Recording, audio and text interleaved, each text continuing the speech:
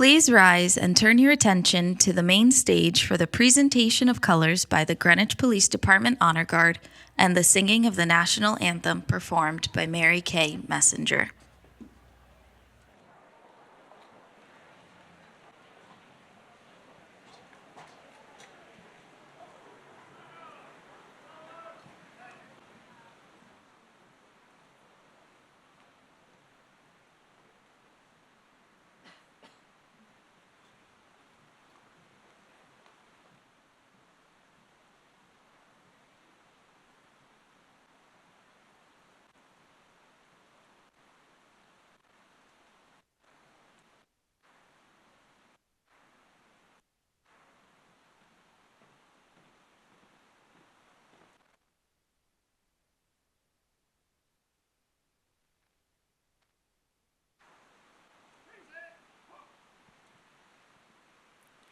Please join in.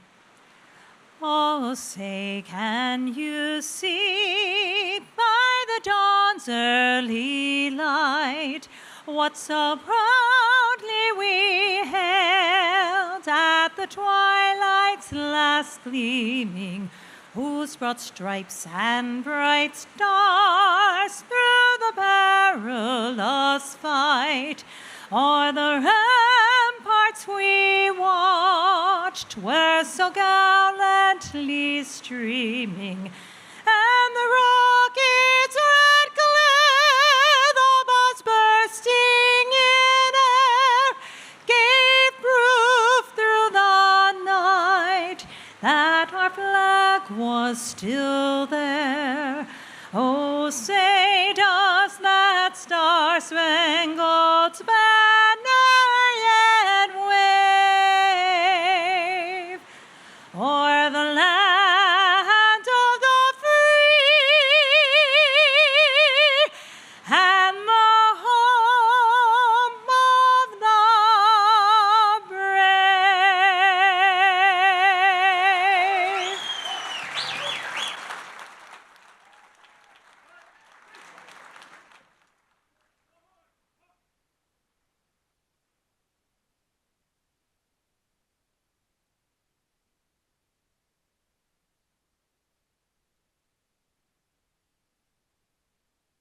Please welcome our red and white ball co-chairs, Sophie Bosch de Hood, William Hood, and Lauren Walsh to the round stage.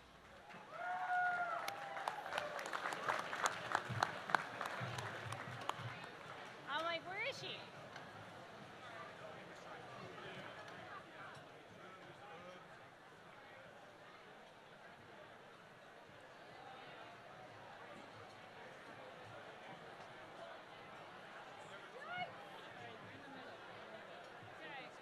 Okay. All right, yes, I know.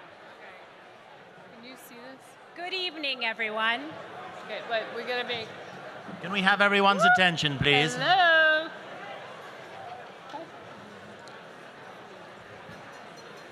That means stop talking.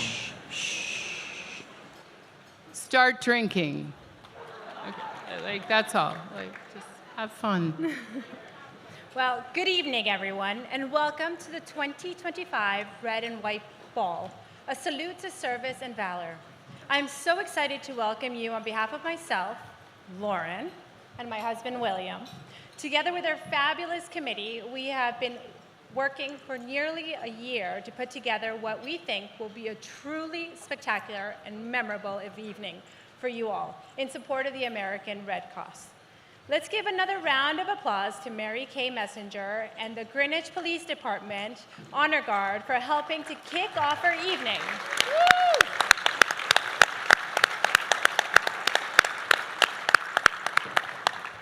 And I want to take a moment to ask our committee members to please rise, to be recognized so that we can say thank you formally for all you did to create this incredible night for us.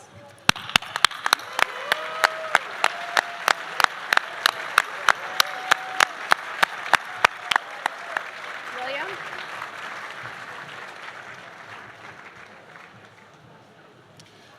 Thank you, Sophie. In the words of Eric Clapton, you look wonderful tonight. And standing beside you, I feel wonderful tonight. Thank you again, as Sophie mentioned, to all of you who have helped make tonight possible. The American Red Cross has served communities across the United States since 1881. During those more than 140 years, they have been dedicated to alleviating human suffering in the face of emergencies. Whether responding to a hurricane or tornado or wildfire across the country, or responding to local fires and floods here in the Metro New York North Chapter, or collecting life-saving blood at our Jill and John Coyle Blood Donor Center, or supporting our military members, our veterans, and their families. The work of the American Red Cross is vital for our community. This work is only possible with the support of the American public. Amazing, generous donors and volunteers, like all of you in this room tonight.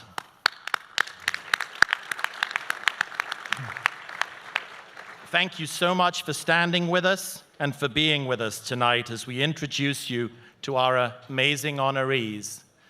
To kick off our evening, I am pleased to hand the microphone over to our co-chair, Lauren Walsh. Lauren, you are an inextinguishable and fierce beacon of hope and light in our community.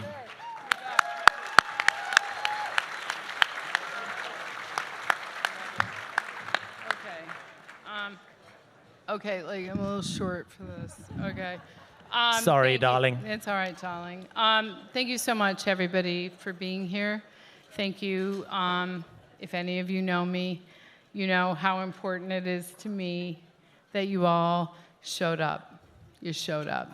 And that's everything. That is the whole thing. So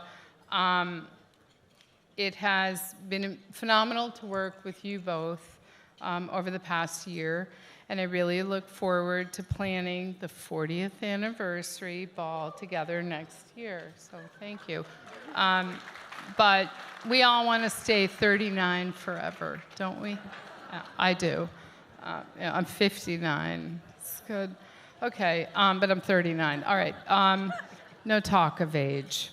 All right, so the work of the Red Cross depends on everybody's generous spirit. When we look around the room and think about the Red Cross, we often think of volunteers and the generous blood donors who roll up their sleeves, like right here, kid.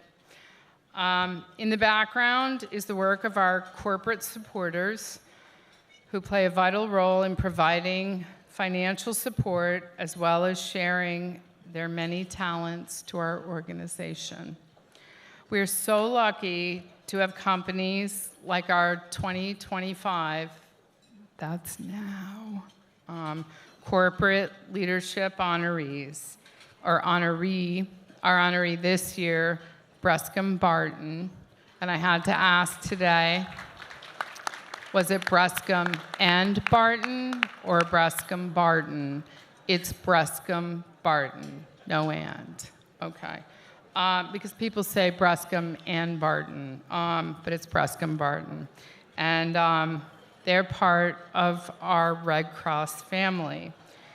I coined this term, and I think it was Joey Magliocco, maybe Chrissy Van Oyst, who said to me, my father would love to hear you say this, but nobody in Greenwich has had a sip of wine or a sip of fine alcohol at a fundraiser without the generosity and love and care of the Magliocco family.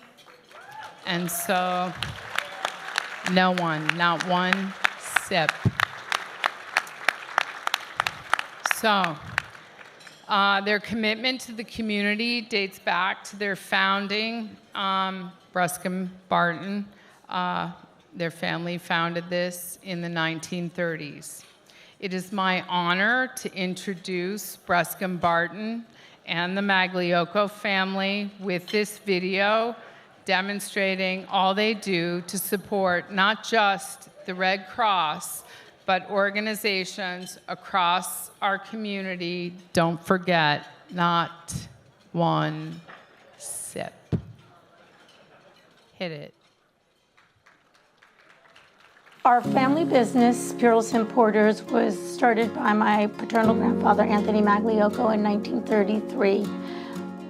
We later acquired Brescombe Barton in 1974. Today, run by our tremendous leader, Gene Seppi, who's been there going on 15 years. He is a tremendous heart. He is an amazing person, and we're really, truly grateful to have him. We've been around since 1933, the year Prohibition ended. Similar to a lot of wholesalers around the country in the wine spirit business. And we have steadily grown to be the leading wine, spirit, and craft beer wholesaler in the state of Connecticut. We have a state-of-the-art warehouse, 350,000 square feet. We do business with about 400 suppliers from around the world. We carry 20,000 different items for them. The efficiencies in the warehouse allow us to get out next day delivery to our retailer base anywhere in the state. Besides the business part of Brescombe, we realize the importance of being a good neighbor here and giving back to many local and national charities. Giving back to the community has always been important to the Magliocco family. My paternal grandfather, Anthony Magliocco, I have endless memories of him being recognized for all of his charitable work. So I grew up seeing the importance of that. So it's always been ingrained in our family, and I think it's important for our future generation. It's a tremendous honor for our family and for Brescombe Barton to be able to receive this Corporate Leadership Award. We've been supporters of the Red Cross for many years, both monetarily as well as wines and spirits for your fantastic gala that you do every year. We are very happy about accepting this award and are proud of the Red Cross and the work we've been able to do together.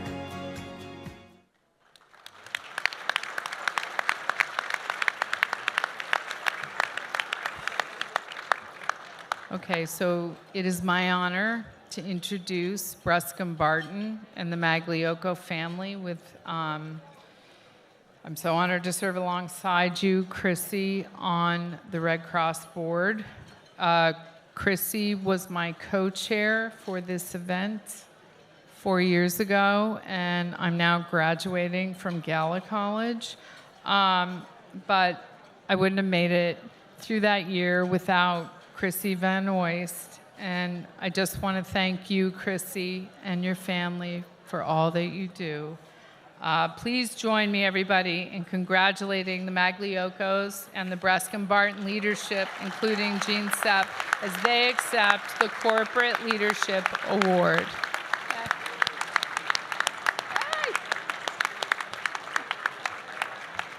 I love you. I want to do without you. Okay. So, okay, so I don't know what I'm doing next. All right, I don't know what's next. Okay, I'm going to turn the page. So we have an announcer to announce Janine Kennedy. Okay, so we're going to take a photo. All right. Yep. Oh, okay.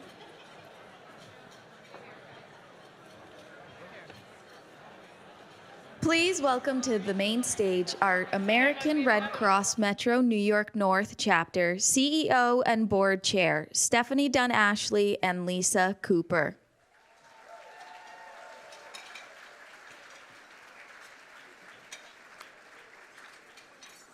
Good evening, everyone. Thank you so much for being here. It is just such a special night. I am Lisa Cooper. I am the board chair of the Metro New York North Chapter. And I love this chapter. I've been part of it for 18 years, and before that was involved in New Hampshire, and I just cannot tell you how much the Red Cross means to me. My personal story with the Red Cross started with my mother during World War II, and I'm honoring her tonight as this is a dress of hers. Woo! And it was really through her inspiration that it has become such a part of my life. Service is something that I deeply value, and being able to live my passion through the Red Cross has been extremely rewarding. This year has been one of continuous disaster of just proportions that it's difficult to describe. As our volunteers deployed to support hurricanes in the south and the wildfires in California, which I saw firsthand, the support we received from each of you was truly priceless. Now, our team is responding to tornadoes and floods in the Midwest and South, helping families who have sadly been hit before and affected by these disasters just over the past year. While many of these events are not receiving much news coverage, the Red Cross is there. Opening shelters, providing food, delivering hope. Thank you for making all of this work possible. I would like to take a moment to honor our sponsors. They have been, without this evening, are so dedicated to them. We have our Valor sponsor, Pure Insurance. Our Diamond sponsor, Brescombe Barton.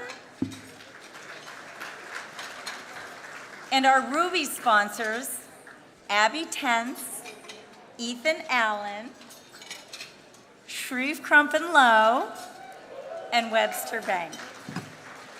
Thank you all for your support. I am joined on stage with our illustrious CEO, Stephanie Dunn Ashley, who I am so proud to say is celebrating her 5th anniversary as our CEO with the Red Cross. She's amazing. Give it up to Stephanie.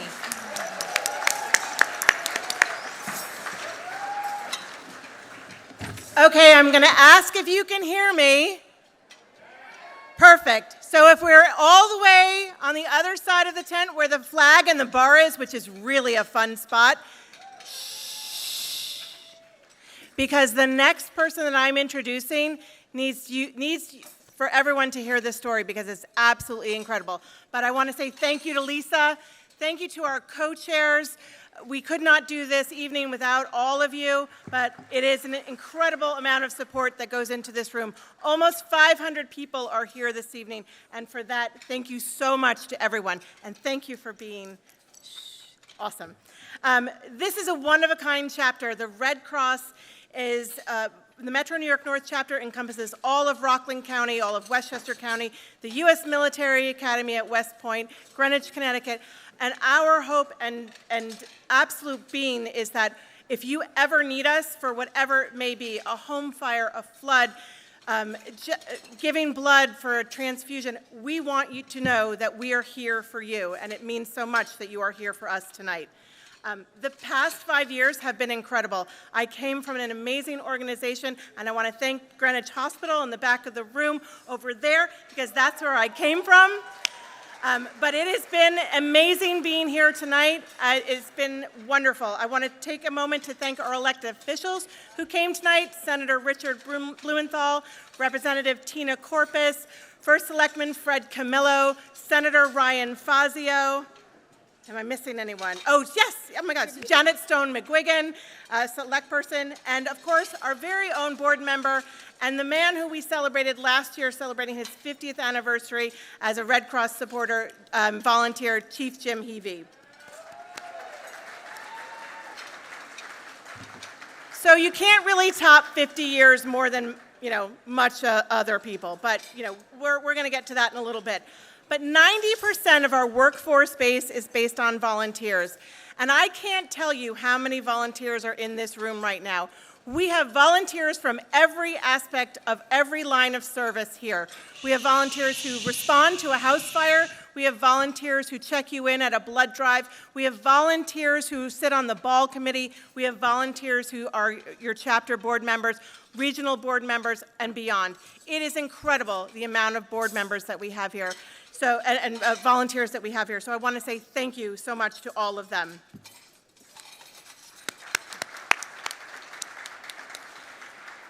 I also would be remiss if I didn't make two major announcements. One is our junior committee, chaired by Annalise Ashley and Harriet Hedvet Waters, have done a phenomenal job this year.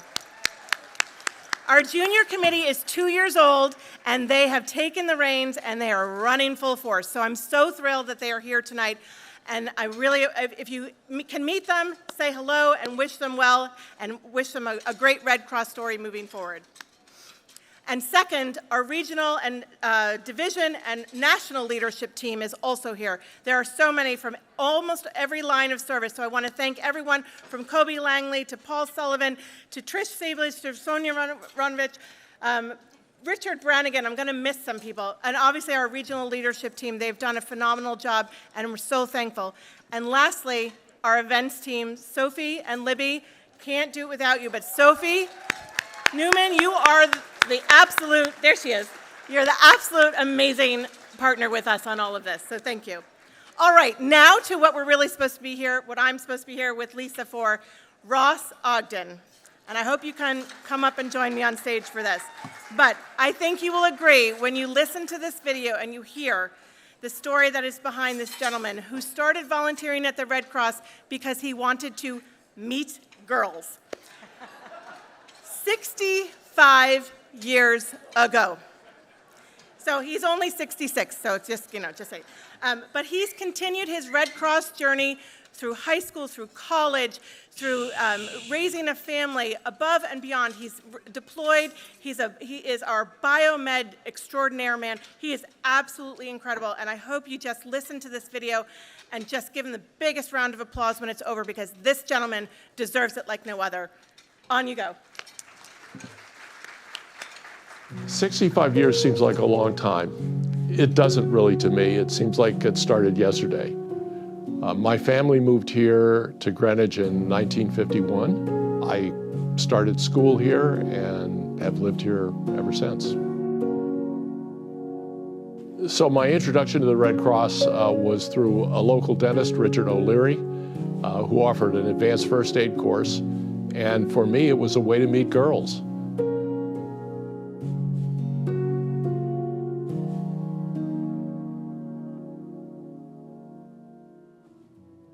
The next morning when I got to school, I was summoned to the head of school's office and reprimanded for dishonoring the faculty and for embarrassing my class by not being present at the dinner. I tried to explain why I had missed it, but the head would have no interest in listening. Later the same day, I was called back to his office, and he apologized because he had just opened the Greenwich Time to see my picture assisting an injured fireman in the newspaper, and he said I was a credit to the school. Over the years, I've been deployed nationally a number of times to large disasters. One certainly that's stuck in my mind, Hurricane Andrew, Hurricane Katrina, the Northridge earthquake, Superstorm Sandy. 9/11 was a situation where more than 26 members of the local community here in Connecticut had been killed or lost. And my job was trying to reunite families separated by the disaster. The younger me, thinner me. Over those 65 years, I've had the opportunity to occupy a number of different roles in Red Cross. Certainly being a part of senior management at national headquarters has been an extraordinary opportunity. To work with leaders from government, from military, from all walks of life, and really be their partner and work side by side. I've discovered this is an amazing country, and they are people from all walks of life, from all different cultures that have so much that they can share and teach. You just have to be open to it. So I'm just a part of a process of continuous improvement at the American Red Cross. And I think that's great. So am I going to leave behind some monumental legacy? No. But have I been a part of some key decisions that have moved the Red Cross, American Red Cross movement forward and the international movement forward? I do believe I have. The American Red Cross truly is, in my belief, the world's greatest humanitarian organization. I am so proud when I hear on the news about a Red Cross response, whether it's to a disaster locally, a national disaster like what's happening in the fires in California, or an international disaster. That to me is the true meaning of the Red Cross movement, what Henri Dunant had in mind when he founded it. It's an incredible humanitarian movement worldwide, and it does an extraordinary job of helping people in their time of greatest need.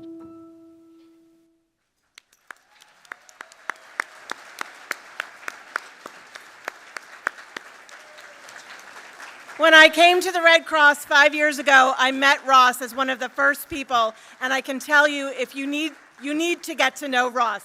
He is incredible, incredible. So please stand, a Lifetime Service Award winner, Ross Ogden.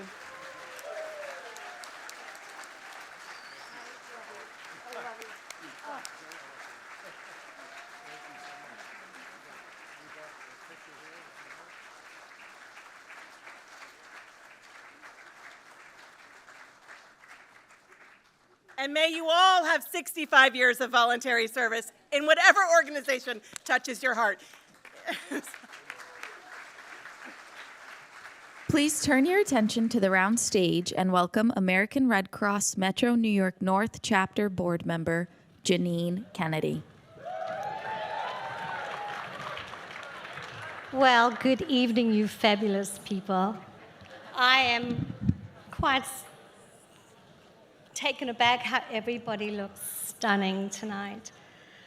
I chaired the Red Cross Ball in 2019, and I'm still blown away by the whole enormity of the whole evening and how powerful this is when people get together to support the Red Cross. I'm really thrilled to be part of the Metro New York North Board. It's quite overwhelming standing here, so. And I can hear my voice in the background. But, okay, so the Red Cross has 7 fundamental principles: humanity, impartiality, neutrality, independence, voluntary service, unity, and universality. Tonight, I feel privileged and honored to be introducing the Humanitarian Award. We are highlighting humanity. Now, this is number 1 of the principle. The principle underpins all the other principles and encompasses ideas including that we protect life and health by promoting international humanitarian law, preventing disease and disaster, and undertaking life-saving activities. Our honoree tonight is a remarkable individual. Many of you may know him for his most astounding accomplishments in the music industry. And by the way, they are many.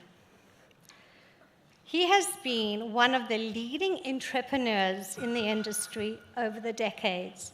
But tonight, we honor him for something more profound. His unwavering commitment to humanity and philanthropy. Raised in a farming community in South Africa, His journey started at a very young age with being connected to the American and International Red Cross. This embodied him for a lifelong commitment to service. Charles Goldstuck has been a cornerstone of the music industry and still plays a vital role in the industry today. Yet, if you ask him about his many accomplished accolades, he would shy away from that because he's not that kind of guy. What truly sets Charles Goldstuck apart from the rest of everybody else, his remarkable spirit and generosity. Time and again, he has been the voice of the people without a voice, championing the underdog, always willing to lend a hand. When he believes in a cause, he's all in. He will tell you his own extraordinary story tonight, and it will start with the day he was born. So, tonight, I welcome you all to join me in welcoming Charles Goldstuck up to the center stage to receive the 2025 Humanitarian Award.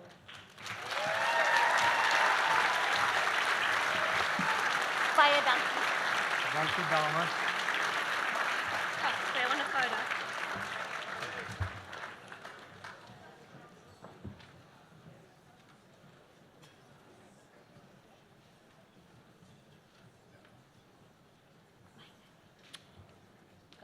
Thank you, Janine. Now, this is a force of nature. You all know Janine from her years of service. And when Janine says to you, I need you to be part of something, the answer is never no. So tonight, I'm going to talk to you about this book, Interlude. And in fact,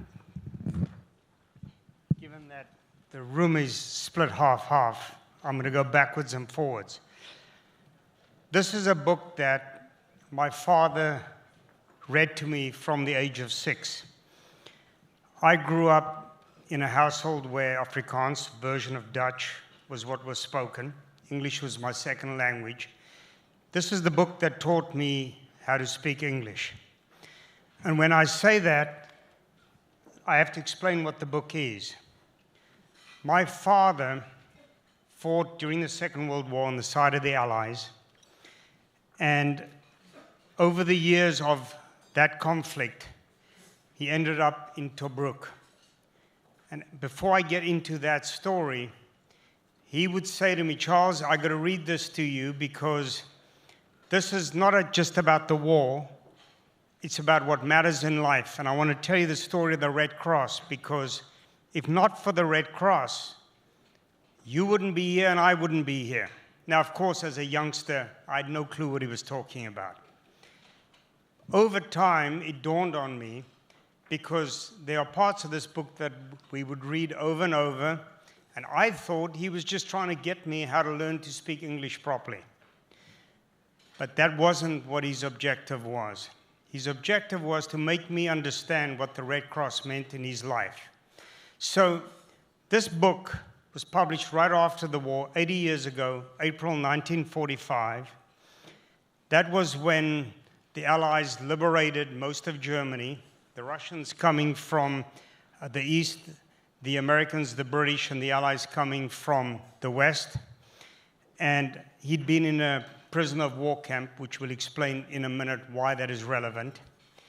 And so the leaders of the prisoners, one was a warrant officer, one was a colonel. They said, we are going to put together a compendium of our life in the prisoner of war camp, and we're going to sell this book and raise money for the American Red Cross. Now, that was 80 years ago. So the story begins. Let's go to the next slide so everyone can see. when my father was part of the British 5th Armored Brigade fighting in the British 8th Army under Montgomery.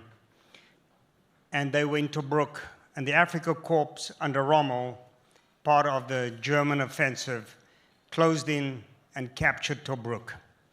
So my father became a prisoner of war in June of 1942, so 80 years ago. And at that time, the prisoners of war were all taken. They were British, they were South African, Australian, New Zealanders. They were all marched, and I'll show you on the map. They were marched to Alexandria in Egypt, then shipped into Italy, taken by train up into Germany, ending up in Stalag 8A, which is a prisoner of war camp in Poland, which is today Germany. And they survived there for 3 years. So this is where the real story begins. So I'm going to read a few things to you. In this story, as we go to the next slide, the commander of the camp wrote this as a prelude to the book called Interlude. Now, we know interlude as a word that talks about that period in between acts in theater, for example.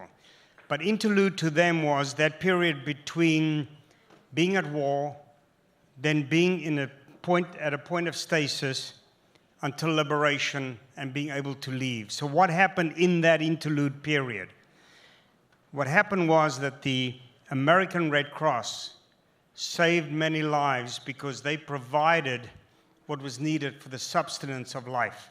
So I'm going to read this to you. I said to you that I have this book, and I've kept this with me my entire life. Fought my brothers for it, 2 of them. They wanted it, and I said, no, it's mine. The book is a little worn, and I never, ever repaired it. You know, the margins are a little bit torn because we would try and rip it out of each other's hands.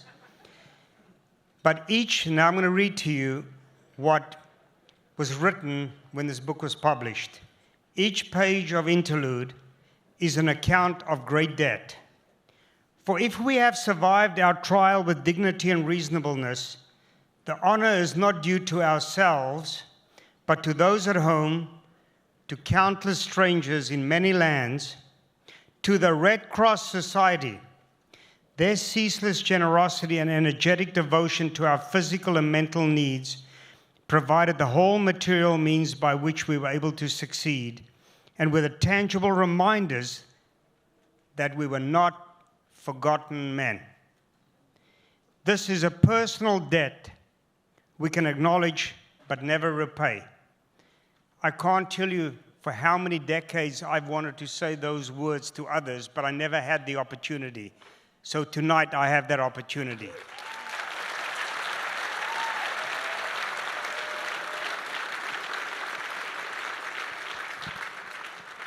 But now comes what matters, and I know it's probably hard for you to read this, but this was the 6th page of Interlude.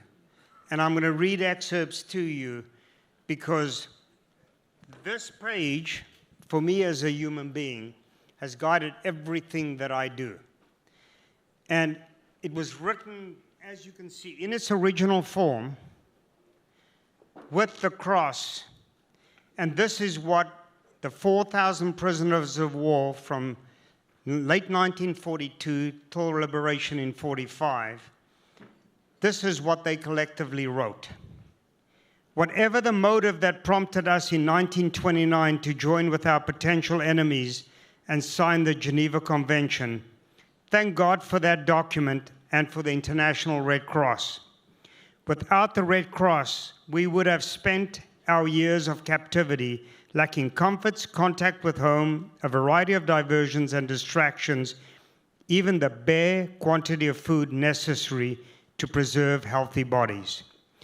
They then talk about how they prospered in the worst kind of conditions because of the Red Cross. Now, to put it in perspective, Europe was in flames. Very few European countries could provide anything. Yes, there was the International Red Cross, but it was the American Red Cross that fueled it all. through chapters like this throughout America, which existed then. Now we're going back 80 years. And then they go on to say, all that we have or hope to be in the years ahead is a part which we can hope neither to repay or forget. All that we have or hope to be in the years is a part which we can neither hope to repay or forget. I repeat that because those words are so powerful. Just something for us all to remember, because even though we live in a very murky, messy era, life is still pretty good for all of us. They then go on to say that it will always be our privilege to associate ourselves with that work in every possible way, and may we never fail the Red Cross. I'm going to repeat that. May we never fail the Red Cross.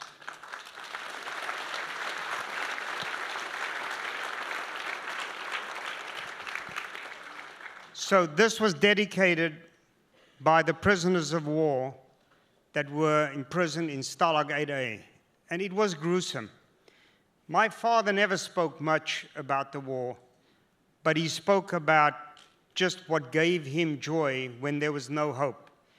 And every situation, every conversation was about the Red Cross. So in my time in this country, which has been very good to me, not just because I wanted to be in the music business and it gave me a life that I could never have hoped for, but it gave me partners and experiences, including about 25 years ago, partnering with the best business partner I ever had, Clive Davis, the greatest living legend in music. Say hello to Clive Davis.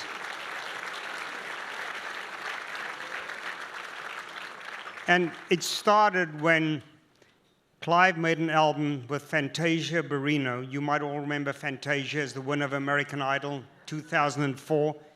Clive made the most incredible album, and the Red Cross called me and somehow had heard about my devotion to what the Red Cross meant and said, can she come and play in Washington? We are doing a very big anniversary show. And because she had broken as a big artist, thanks to Clive Davis, that was the start of my journey of really realizing what my commitment should be, because what I read to you was, may we never fail the Red Cross. So what I say to all of you, we live in an era where we think about America and North Carolina and Louisiana and Oklahoma, but the Red Cross has saved a lot of lives, and I know I wouldn't be alive if my father hadn't had that. So this history is 140 years of real depth and real support for humanity. So as I close, you know, there's a lot of gravity to what I say because it's about others and what they have done. But I do want to thank my wife, Karen,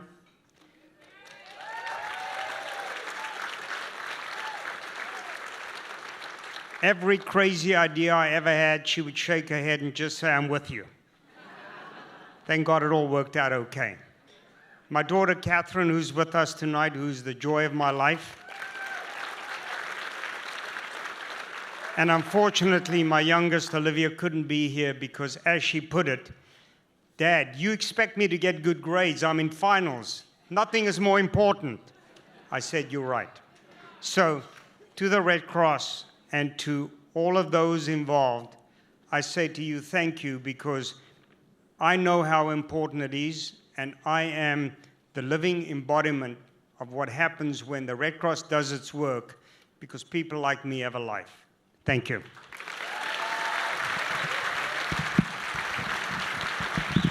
Don't forget, the silent auction closes at 9:30. We will now be taking a short break for dinner. Bon appetit.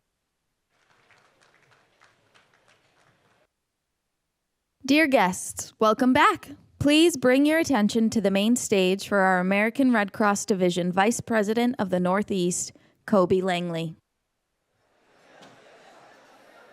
Good evening, everyone. We have Reveille. I can't tell you how long it's been since I heard that one.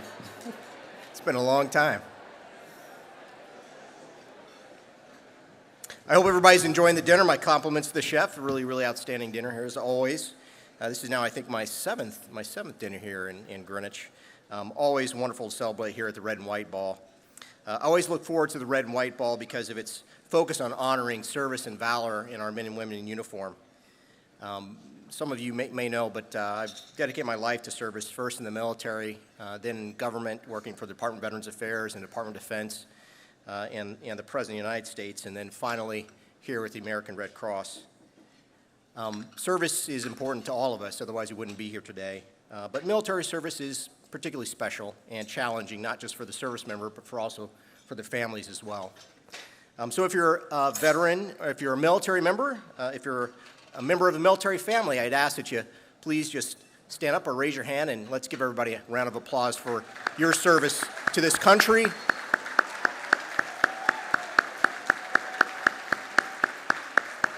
And to this wonderful democracy that we have. Thank you so much for your bravery and sacrifice. You know, our next award recognizes a service member who displays exceptional leadership in service to our country.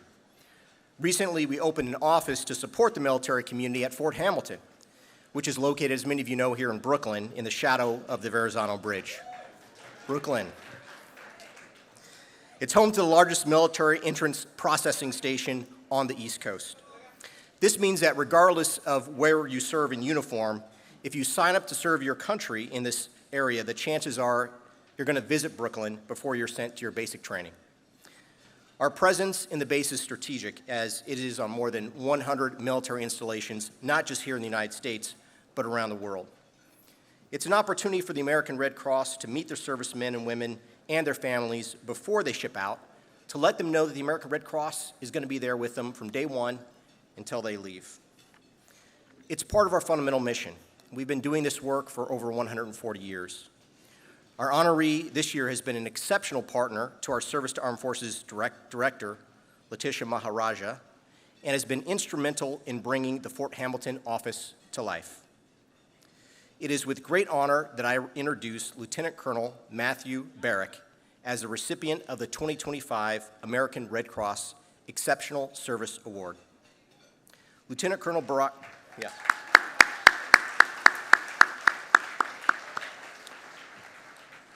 Colonel Barrick currently serves as the commander of the New York Military Entrance Processing Station, where he plays a pivotal role in evaluating and processing applicants for military service. This ensures that they meet the rigorous standards that are set by the Department of Defense. Colonel Barrick's distinguished military career began in 1999 when he enlisted as a Joint Fire Support Specialist in the Kentucky Army National Guard. He earned his commission through the Officer Candidate School program in 2006 and has demonstrated unwavering dedication and exemplary leadership. His commendable service is reflected in numerous awards and decorations, including the Defense Meritorious Service Medal for Meritorious Service Medals, 3 Army Commendation Medals, and 2 Army Achievement Medals. But beyond his professional achievements, Colonel Barrick embodies the core values of the American Red Cross through his commitment to humanitarian efforts and his dedication to alleviating human suffering. So please, join us in recognizing Lieutenant Colonel Barrick for his outstanding service and unwavering commitment to both his country and the humanitarian mission of the American Red Cross.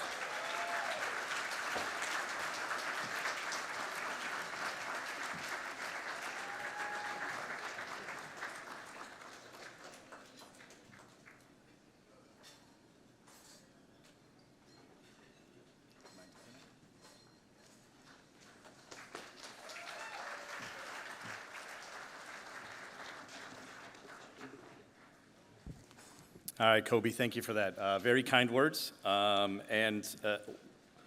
Really, I am humbled to receive this award. It is the relationship between the United States Military Entrance Processing Command and the American Red Cross is testament to our shared values and the commitment to those who serve, both in uniform and here at the Red Cross.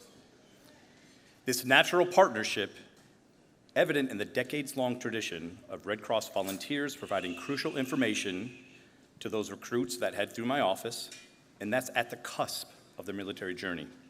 It's vital to both service members and their families. especially in an emergency. This commitment to supporting military members from day one is deeply ingrained in our partnership. Back in August, when I assumed command of the New York Military Entrance Processing Station, one of my very first initiatives, as I looked around, was, where's the American Red Cross? Right? And thankfully, with the guidance and mentorship of my trusted partner and one of the American Red Cross's most humble servants, Ms. Lalita Maharaj, thank you, ma'am.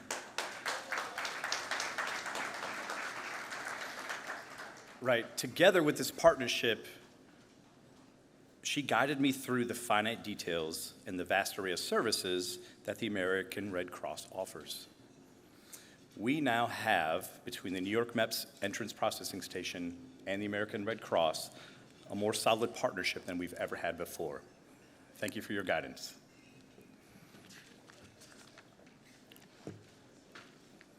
What Ms. Maharaj and I did is we made it a priority to ensure that every recruit across all service branches leaves for their basic combat training equipped with the knowledge and resources they need, including the smartphone app and very invaluable Hero Care. My team at the New York MEPS is a rich tapestry of military, civilian personnel, and veterans. And we're focused, like Kobe said, on ensuring only the most qualified men and women become United States soldiers, Marines, sailors, airmen, Coast Guardsmen, and Space Force Guardians. I am grateful for my team's support, and I accept this award with them in my mind. Additionally, with the guidance from Ms. Maharaj, the Red Cross has initiated these skill building and wellness workshops that are specifically tailored to our MEPS veterans and the military family members. These programs underscore the American Red Cross's holistic approach to supporting the entire military community and further display our meaningful and synergetic relationship. In fact, this partnership resonates very deeply with me, as I experienced the American Red Cross's unwavering support firsthand during my own military service. 25 years ago, as a young recruit, Private Matt Barrick was headed to basic training at Fort Jackson, South Carolina. My only link to home was a quick phone call to my mom, letting her know that I had made it to training. Unfortunately, just days later, tragedy struck. My grandmother passed away. But it was the American Red Cross that bridged that seemingly insurmountable distance as they swiftly notified my chain of command, and the chain of command swiftly notified me of my grandmother's passing. It's that compassion that was shown to me as young Private Matt Barrick that I carry with me to this day. This is also why I'm so personally committed to ensuring every recruit, when they leave for their basic combat training, they leave my office understanding the vital lifeline that the Red Cross provides, connecting them with their loved ones when it matters most. To conclude, I'd be remiss if I didn't recognize my wife, Nada, who's here with me tonight, and my two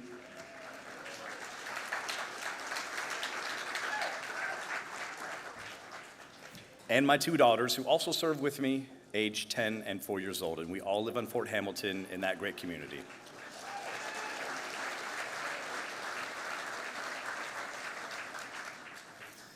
I am so privileged to receive this award, and I'm very privileged to be part of this century-long partnership between the U.S. military and the American Red Cross. Thank you.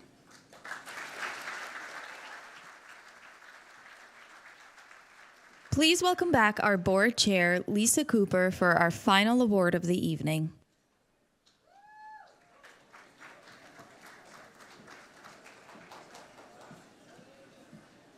Hello again. Thank you all so much.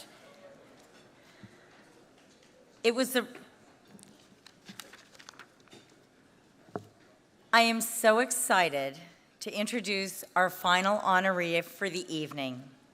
Although the evening is so not over yet, After I make this presentation, you have another chance to recognize the Red Cross and then shake your little booty on the dance floor. So there's lots more to come. But the special part of this is the Vanguard Award. And the Vanguard Award is an award that we reserve for people who are making a difference in their community in innovative ways. It is with profound respect and admiration that we present this award to Felix de Weldon. Felix de Weldon is an extraordinary sculptor whose legacy continues to inspire generations. Renowned for his iconic works, being the U.S. Memorial for the Marine Corps, the Iwo Jima Memorial, as well as the American Red Cross statue that blesses the national headquarters and the Malaysian National Monument. Felix has left an indelible mark on the world through his artistic genius. Born in Austria and later becoming a proud American citizen, de Weldon's contributions transcend borders and cultures, embodying the spirit of resilience and unity. Tonight, we honor Felix de Weldon posthumously for his unparalleled contributions to the arts and enduring impact on our society. Accepting the award on his behalf is his son, Daniel.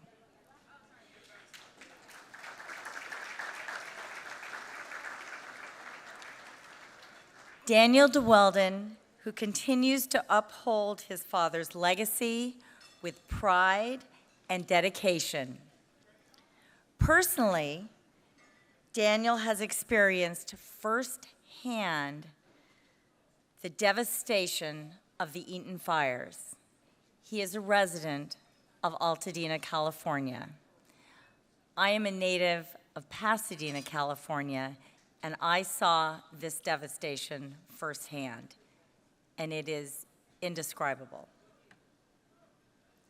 Narrowly escaping the flames, he has yet to have been home since January 7th. We are so proud to honor him with us tonight and all that he has been through. Please join us in celebrating the remarkable achievements of Felix de Weldon through his son, Daniel. Thank you so much.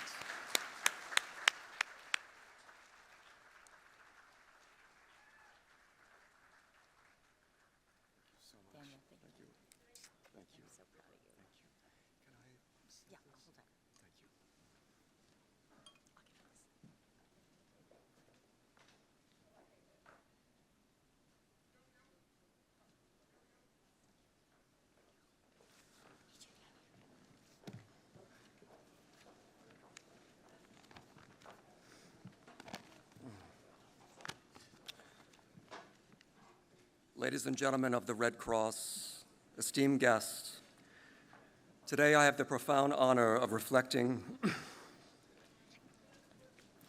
on the remarkable life of my father, Felix de Weldon, a sculptor whose journey embodies resilience, artistry, and humanitarianism. His contributions have profoundly impacted the United States, the American Red Cross, and many other countries around the world. Today, I have the profound honor of reflecting on the remarkable life of my father, Felix de Weldon, a sculptor whose journey embodies resilience, artistry, and humanitarianism. His contributions have profoundly impacted the United States, the American Red Cross, and many countries around the world, which I've already shared with you. Just wanted to get that point across. Felix was born in 1907 in Vienna, Austria, where he faced unimaginable adversity early in his life. As a young artist, he witnessed the rise of Nazis, which ripped apart the fabric of his homeland. Tragically, his parents and extended family fell victim to the Holocaust. The harrowing experience not only transformed him, but instilled in him a deep sense of resilience and unwavering commitment to compassion and hope. Fleeing the horrors of Nazi Germany, Felix arrived in Canada as a war refugee and soon settled in the United States, where he joined the U.S. Navy and earned his citizenship as a naval artist. His artistry flourished, and he gained recognition for his breathtaking sculptures that truly captured the essence of the human spirit. Among the most iconic works is the Marine Corps War Memorial, a tribute to the bravery and sacrifice of our servicemen and women during World War II. Inspired by the famous photograph of the raising of the American flag on Iwo Jima, this memorial stands proudly in Arlington, Virginia, as a powerful reminder of valor in the face of adversity.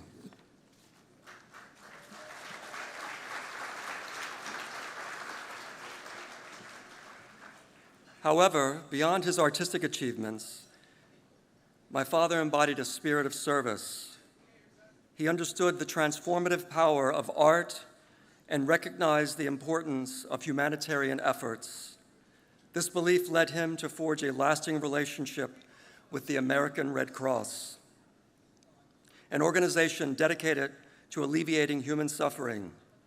His work and advocacy were driven by a desire to give back, reflecting the principles of compassion that were essential to him after the trauma he faced as a young man. In collaboration with the American Red Cross, my father created the American Red Cross Memorial, located in front of the Red Cross headquarters in Washington, D.C.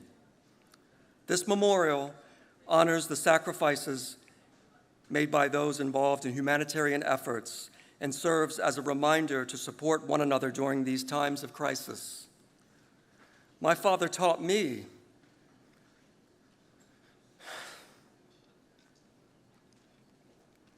that each piece of art is a powerful reminder of our collective responsibilities. He demonstrated that creativity and compassion can coexist, serving as a beacon of hope for others. As we celebrate my father's, Felix de Weldon's, contributions today, we honor not only his remarkable talent as a sculptor, but also his enduring spirit, a survivor who turned pain into purpose and artistry.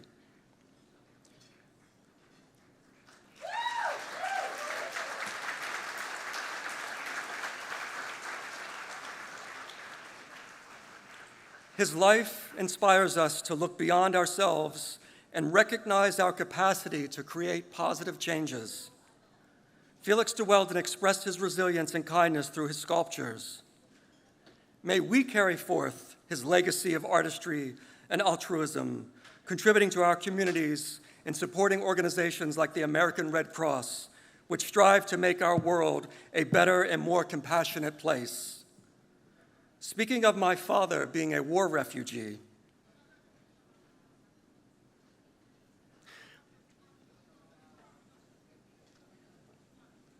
my beautiful partner, Amy, who could not be here with me this evening due to a severe dislocated knee, she and I are also fire evacuees from the Eaton fires in Los Angeles. Due to the housing crisis caused by the fires, we have had our own refugee experience, moving 10 different times, 3 of those times just in one day, since January 7th. During our last move, Amy and I encountered a wonderful woman who entered the elevator of the last hotel that we were staying in. She was dressed in all white. She smiled at us and asked, "How are you two doing?"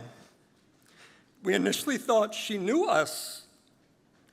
After we explained that we were fire evacuees, She immediately embraced us, reassuring us that everything was going to be okay. Both Amy and I were deeply moved by her kindness. She introduced herself as a Red Cross nurse and gave us her contact information.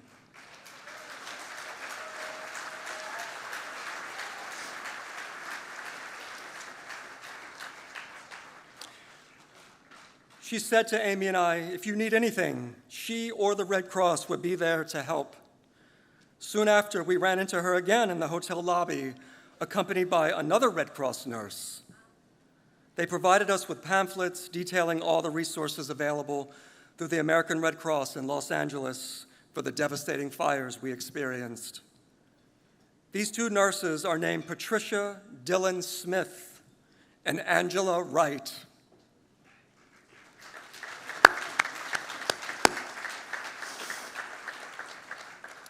Interestingly enough, Angela's son, Isaiah Wright, and I are graduates of St. John de Matha Catholic High School. It's truly a small world. This entire experience, I believe, is why I am serendipitously here this evening. It has given me insight into my father's journey and how his experience shaped him to create the American Red Cross Memorial. Thank you.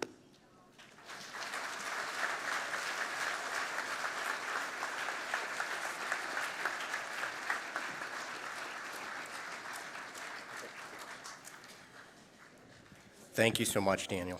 As some of you heard during Daniel's remarks, Felix de Weldon is also the creator of the Iwo Jima Memorial, probably one of the most iconic memorials in the United States. So if you're a service member, particularly if you served in the Marine Corps, I'd ask that you come to the front of the room to the step and repeat. Would love to have you take a picture with Daniel in memory of his father and the Iwo Jima Memorial. Please turn your attention to the round stage as we welcome our auctioneer, Caitlin Davis.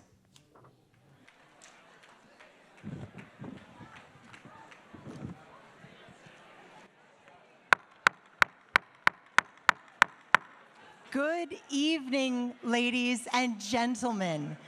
What a joy to be with you tonight with such inspiring individuals and messages. The Red Cross makes all of our lives better.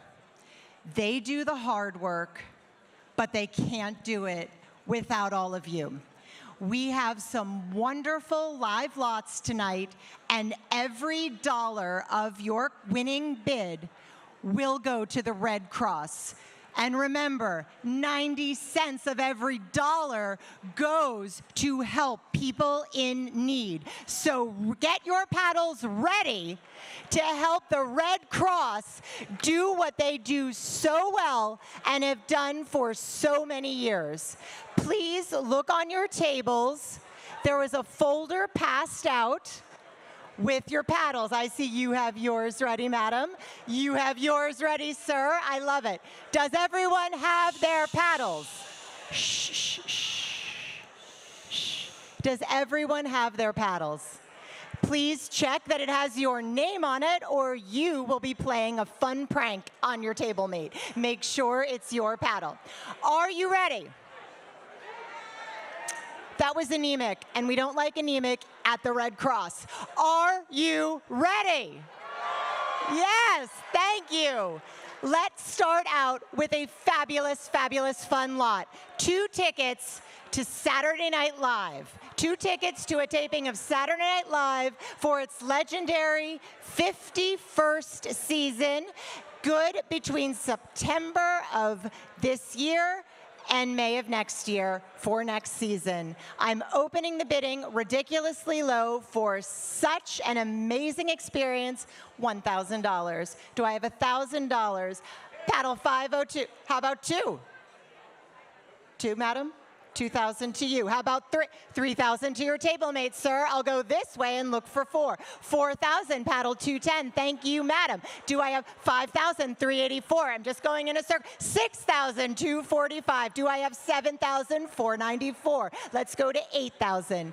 Are you fanning yourself or bidding, madam?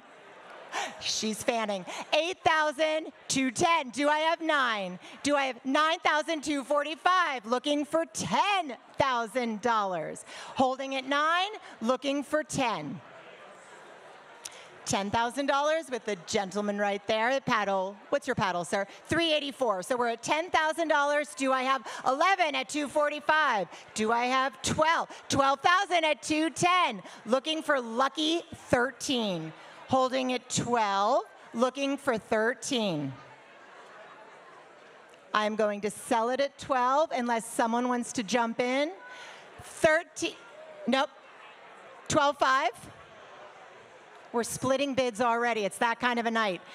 Ding, okay, 12.5 for you because you're so pretty. 12.5. Do you want to go to 13? She'll go to 13. I love it. Thank you, madam, very much. 13.5. No, 13.5.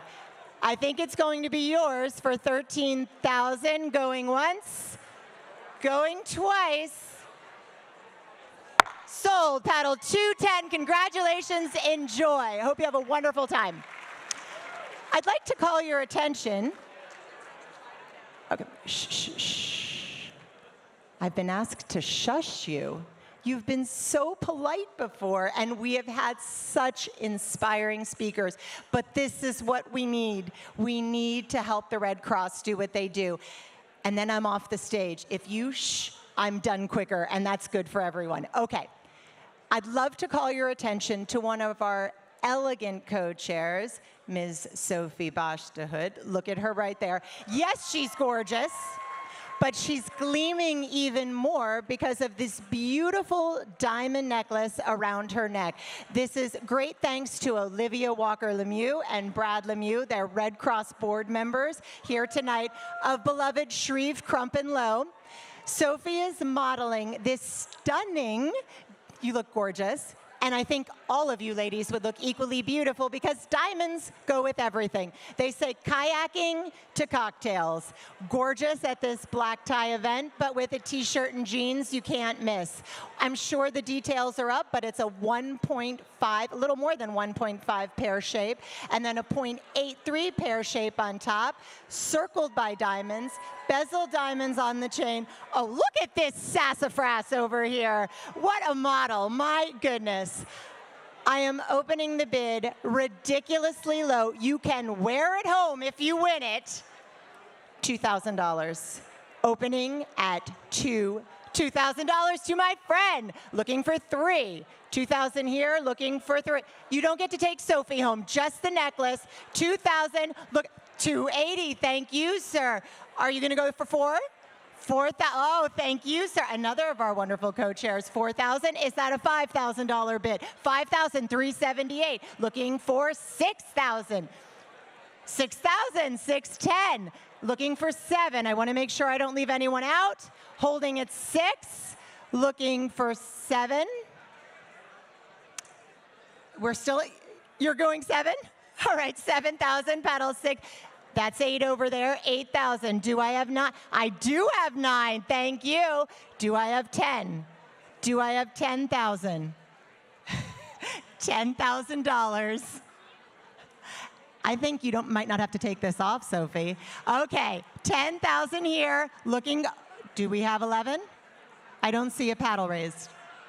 Holding at 10. Oh, 11 at the same table. Oh boy, 11,000. Do we have 12? We do have 12. It's a table battle. Looking for 13. Back to lucky 13. Do we have 13,000 for this stunning necklace? 13. Who's going to win at this table? Do we have 14? Oh my gosh. Oh my gosh. What are you going to do, William? Are we going to go to 14? Or are you going to let your friend have it? Sophie looks beautiful in it. William, Sophie looks so beautiful. She's having so much fun. She shouldn't have to take it off. Are we going to go for 14,000 or am I going to sell it for 13? Going to sell for 13. Going once. Going, Sophie, you might have to take it off. Oh my goodness, where is the $14,000 bid? Paddle Battle 263 for 14. Jumping in at the very end like a dark horse. I love it. 14. Do I have 15 from my energetic table? Do I have They're talking. Do I have 15? Woo! William jumping in. 15,000. Battle 6. 10. Yes, he wants his lady to go home with that necklace. Do I have 16? Do I have 16? Holding at 15. What a gorgeous necklace. Going to sell it for 15. Going once. Going twice. Sold to Mr. William Hood. Congratulations. Congratulations. Sophie, congratulations. All right, taking a turn. This is for baseball fans and specifically for Mets fans. Ron Darling, legendary pitcher of the 1986 World Series championship Mets. There he is in his glory days. Well, now he's an announcer for the Mets, and he is going to give you his 4 tickets. Shh, shh, shh. You're ready. You get the first bid, I promise. Let me just tell everyone. 4 tickets, Ron Darling's tickets. You get to go to the announcer booth. You meet him. You meet Keith Hernandez and Gary Cohen. You're going to go, I can tell. You go on the field for batting practice. Let's open at 1,000 to my friend, paddle 349, looking for 2. 2,000, 221. Do I have 3? You're 3. Do I have 4? Looking for 4, holding at 3, 4,000. Thank you, madam. 5, what? Mets fan right here. 5,000. Do I have 6? Do I have 6? Woo! We're at 5, looking for 6. I don't think you're going to shut her down, by the way. Okay, she's at 5. Anyone 6? Ron Darling's. Where do we have it? Oh my gosh! Thank you, madam. Right in front of me. $6,000. 7, Ms. Met. 7 for Ms. Met. Do we have 8, madam? 8,000? Or from anyone else? Holding at 7 from the original Met. 8, paddle 581. 9, back to Ms. Met. You're not going to defeat her. Can anyone do 10? 4 tickets, Ron Darling seats for the 2025 season. We're at 10, right? You're at 10, looking for 11. Looking for 11. Going once. Going twice. Sold to paddle 349, Ms. Met. Best night of her life. I'm so excited. And that all goes to the Red Cross. All of that. Every penny. And this is super cool. This is from Collezione New York and Moet Hennessy Private.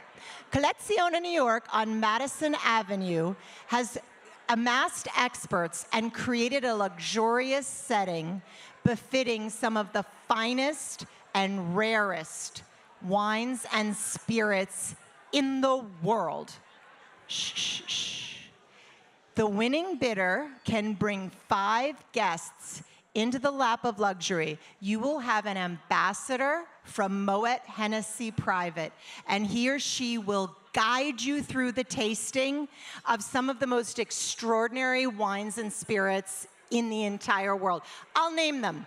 They don't make sense to me, but I want to hear all about it.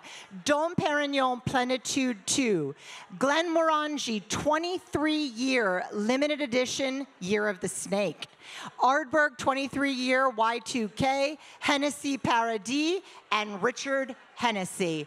Boy, will you learn a lot. You'll have customized caviar pairings from Petrosian. What a night. Opening the bidding, remember 6, this is for 6 people, at $2,000. $2,000 from my friend. Do I have 3,000, madam? 3,000 to you. 4,000. 5,000 right here. I'm going for 6. 6,481. Going for 7. 7,000 right there. Looking for $8,000. 8,000's paddle 637. Looking for 9. 9,000. All right. Going for 10. Breaking into double digits again. Holding at 9 with a lovely lady. Looking for 10. 9,000 there. Looking for 10. $10,000 with your beautiful red bow. I love it. 10,000 right there. Do we have $11,000 for this once-in-a-lifetime experience? Holding at 10, looking for 11. Right in New York, not far, 6 people. Holding at 10, Going once. Going twice. Sold to the lady in the red boat. May I see your paddle number again, madam? 302. Congratulations, enjoy, and I think you have a lot of good friends right now looking for you. All right, and thank you to Collezione New York for that. And now for the crescendo, for the finale. This is, yes, you should be excited. Shh, shh, shh, because I want you to hear all about this extraordinary African safari. Shh, shh, shh. Last lot, guys, last lot. You've been so polite up till now. I know you can do it. I know you can. And this was donated thanks to two of our co-chairs, the Hood family. Thank you. Our wonderful honoree, Charles Goldstuck, and his wife, Karen, and Safa Tours. So this is a real meaningful gift that was carefully curated. First of all, you get 5 nights in Inyati Game Lodge in South Africa. This is in a wildlife-rich area. You are all but guaranteed to witness the Big 5. You have game drives, wonderful lodge, meals included. You have 3 nights in Cape Town at a 5-star hotel with a private guide who will drive you in your own car around the peninsula, around Cape Town, to the winelands. It is going to be magnificent. And these trips, they always sound good, right? But how do I get there? Bleh. Nope. $10,000 airfare credit included with this. You can fly well and easily to South Africa. Now, this is for 2 people, but I was told you may, at your expense, add people. There's room in the lodge for more. Okay, this is a pretty special trip. I'm gonna open a little bit higher, but still ridiculously low for what it's worth. I'm gonna open at $4,000. 4,000 paddle 575, 5,000 paddle, I see you. I'm looking for 6, 6,000 paddle 243.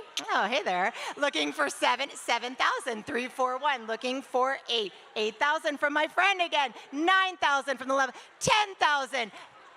11, just going right down, 11,000, 12,000. Do I have 13? 13. Yes, yes. 14?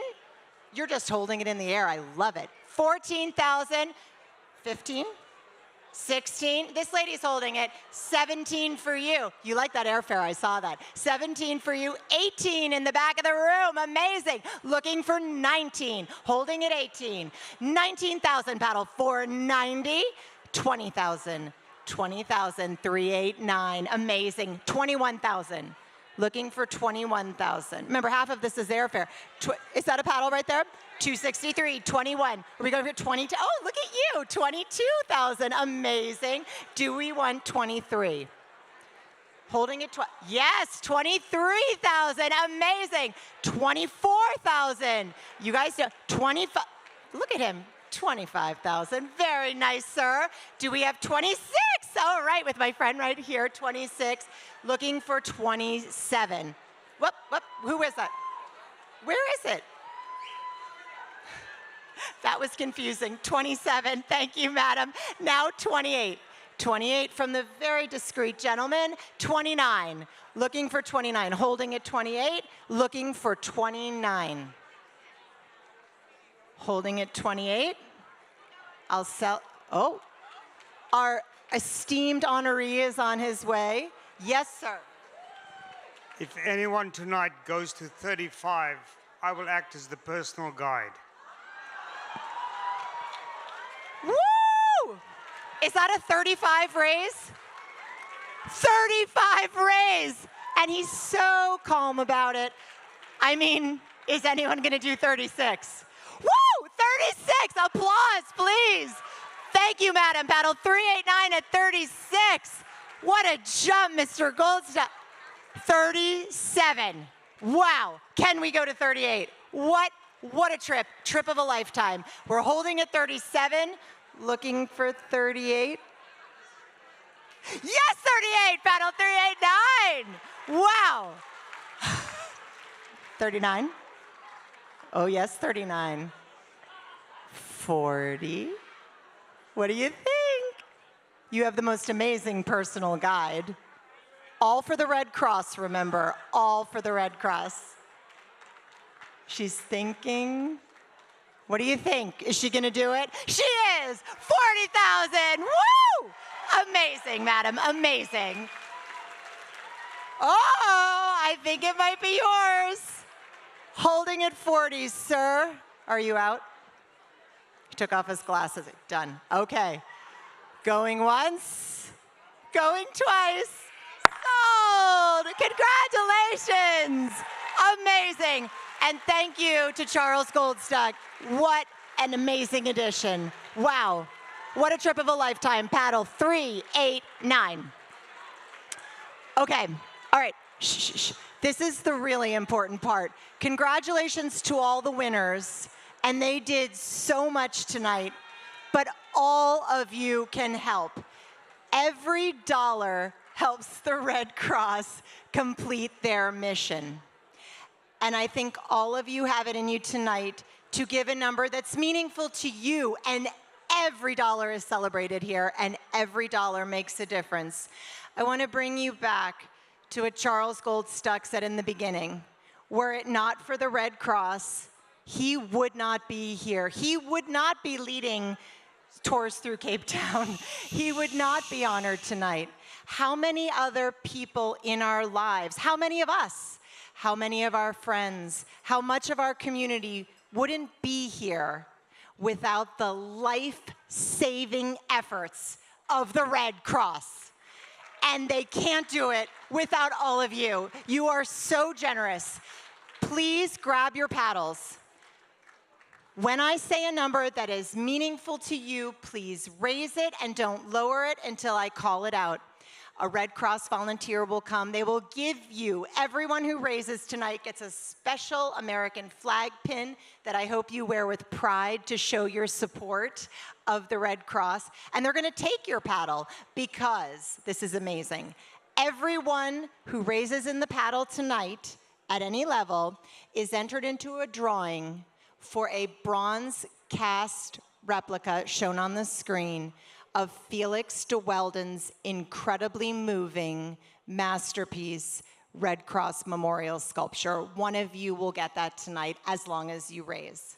So I hope you're all ready. I'm gonna start with a big number because the Red Cross does big things. The first number I'm going to name could enable five emergency response vehicles to operate for almost 2 weeks in a disaster area. These are specially designed vehicles manned by Red Cross staff. They carry food, they carry information, they carry relief supplies, and they bring hope. But that costs money, $25,000. Could anyone raise tonight for $25,000 for the Red Cross? Oh my gosh, what a tape. Oh, my friend. Paddle 248. Thank you, one of our beautiful co-chairs. Thank you, Lauren. Anyone else? Paddle 333. Thank you, sir, very, very much. That's $50,000 right there like that. Anyone else want to join the very fun club of 25,000? Anyone else in this room? I thank you both for your generosity. And now I'm going to ask for $10,000. $10,000 could feed 300 people in a Red Cross shelter and shelter them for 10 days. Paddle 567 for $10,000. Thank you, madam. Anyone else? Paddle 318. Thank you, sir, very much. Anyone else? Paddle 3632. Thank you, madam. And I'm sorry, that paddle lowered before I could see it. Paddle 263, thank you for 10,000. Thank you, madam. Paddle 378, thank you very much. Anyone else for 10,000? That was a very robust group of people. Anyone else for 10? Let's go to 5. $5,000 could install 200 smoke detector. 269, 336, 637, 243, 280, 275, woo! 238, 651, 311, 321. Anyone else? I keep chanting. 418-414-440. We're at 5,000. 384. Thank you, sir. Anyone else for 275 for 5,000? Madam, you were raising, right? Yes, 275. Thank you, madam. 5,000. Oh, 309. Thank you, sir, very much. Anyone else? Oh, yes. I can not, it's 340. Thank you so much. 5,000. 272. Thank you, sir. Anyone else for 5,000? 515. Thank you very much. $5,000. 5,000. One more sweep, because some of you like to do the last minute. Let's go to 2,500. Can any of you dig deep, strengthen your community for 2,500? Madam, 429, thank you. 383, 319, 438, 447, 308, 375, 428, 508 from another good friend of mine. Thank you, madam. 508, 289, 590, 581, 636, 371, 439. Thank you, sir. 2,500. Anyone else? Are you raising, sir? Yeah, thank you very much. You did it already. 611. And am I missing anyone else? Right in front of my nose. 3, 4, 5. Thank you, sir. Do I have everyone with many thanks at 2,500? Let's go to 1,000. $1,000 can feed 50 people in a Red Cross shelter. 507, 443, 484, 236, 372, 575, 644, 582, 437, 208, 502, 479, 331, 257, 385, 255, 434, 622, 505, 407, 562. Thank you. I got all of you. I got all of you. 203. Anyone? 343. Thank you. Anyone else at $1,000? Oh, 479. Thank you very much, madam. Anyone else for 1,000? And I'm almost done. You don't have to hear my voice. Almost 510. Thank you very much. I love it. Right at the last minute. Thank you, sir, for your donation. Now, last call. $500, last chance to be in the running for the statue. 566, thank you very much. 564, 351, 607, 656, thank you, sir. I love your blazer. 669, 419, thank you. 559, 506, 214, 614, 655, 573, 586. Oh my goodness, 252, 262, 415, 338, 420. Thank you. Oh, there you are, 513, my friend. 597. Anyone else at 500? I want to make sure I get everyone. Make sure you have a chance to take home 279. Thank you very much. Thank you, madam. I encourage you to give at any level, at any amount. You'll have a text message on your phone. If you give, we appreciate it. You are saving lives by raising your arm tonight. Thank you all so very much. Thank you.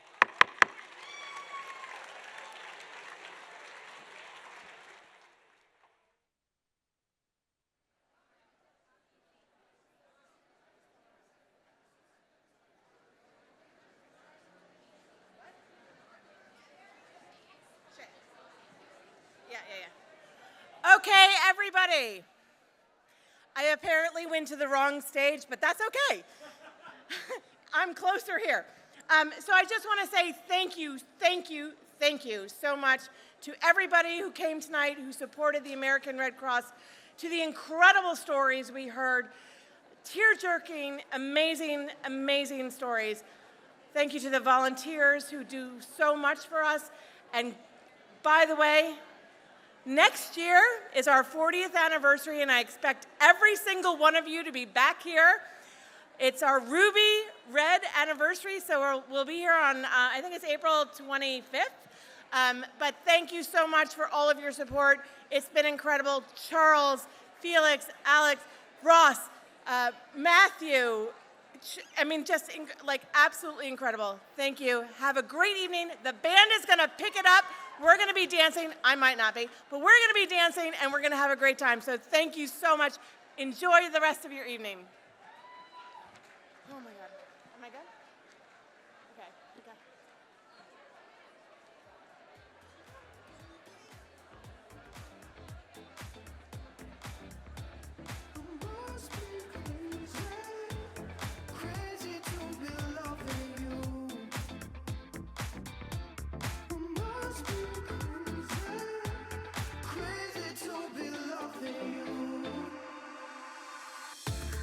Why's it gotta be so hard with you?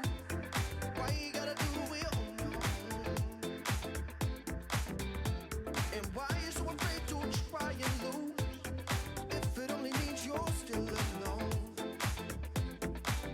It's really hard if you don't wanna be back at all. Tell me why's it gotta be so hard with you when I wanna give you more. Must be crazy, crazy to be loving you.